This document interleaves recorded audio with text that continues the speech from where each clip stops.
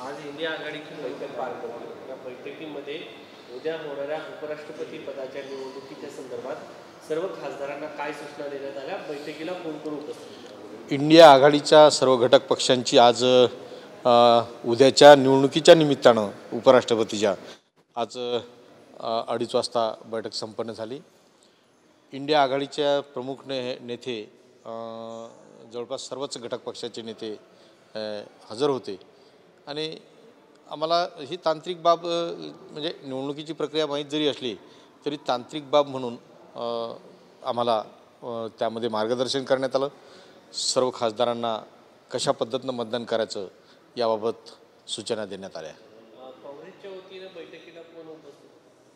काँग्रेसच्या वतीनं बैठकीला काँग्रेसचे अध्यक्ष आदरणीय मल्लिकार्जुन खरगे साहेब होते आणि त्याचबरोबर आमच्या नेत्या सोनिया गांधीसुद्धा उपस्थित होत्या।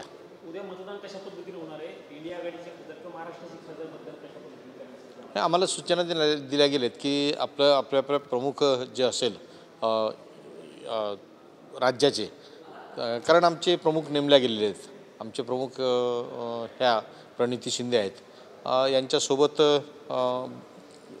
जवळपास सर्व लोकांनीच जाऊन मतदान करावं अशा सूचनासुद्धा दिल्या गेल्या आणि जे काही प्रमुख आहेत कॉर्डिनेटर आहेत त्यांच्या संपर्कात राहण्याचं सुद्धा सूचना दिलेल्या आहेत।